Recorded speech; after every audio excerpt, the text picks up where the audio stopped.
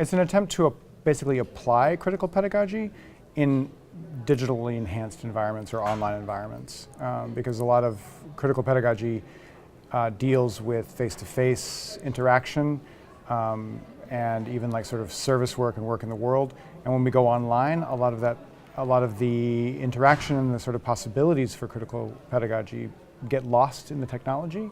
And so critical instructional design is an attempt to kind of work at how do we apply ideas of social justice and equity and agency, student agency, in online environments. Yeah, and I think that instructional design's history has been incredibly focused on models that suggest that learning can be kind of run through a template. And whether those models are good, useful, or not so useful, I think that the notion that learning can be modeled and follow a script is problematic. And so I think the critical part of critical instructional design is not necessarily about throwing out all of those models, but essentially raising an eyebrow at every single one of them. Using the term instructional design within critical instructional design is partly an attempt to sort of reclaim the field of instructional design and to say there's something else that needs to be done besides what's being done. But in fact, I mean, this is actually something that people were talking about a little bit on Twitter the other day, was that in fact we may need something completely different. We may need to throw out instructional design as a term and think about something new. But anytime you start thinking about like learning design or, I mean, it still has the same problems. It still feels like I'm shaping the experience for students. And so you have to, we really need to come up with a very new term. I think a space like this is a good model because what can happen here is happenstance, accidents, emergent, and possibility, as Sean said. And I don't think that institutions are usually structured to allow for much of that.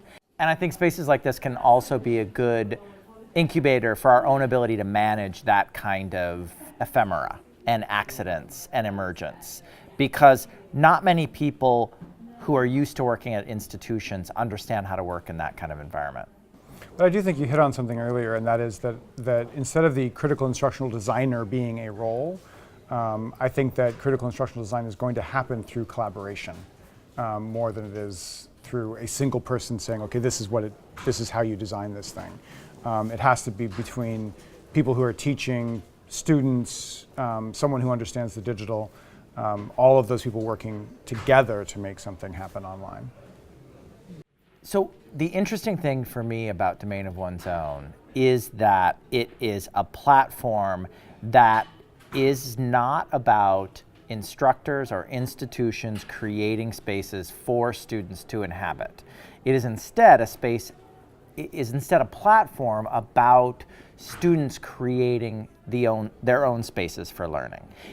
Ideally doing that in collaboration with faculty members and in collaboration with an institution. The thing that an institution can do is it can provide the resources that are necessary for that kind of work.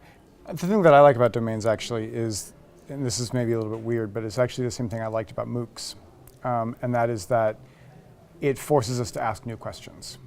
And I think that it's actually through domains that ideas around critical instructional design has started to sort of brew a little bit for me, is that there is another way, there's another way to do learning online, and I think that it starts to ask those sorts of questions about where does agency belong in the curriculum, where does agency belong in the way that we plan classes, how can you expect a student to create this space that's all theirs, but then also meet all your assignments and all your sort of curricular demands. And I think that the pressures of those questions actually get us thinking differently about instruction and the digital. So if that makes sense.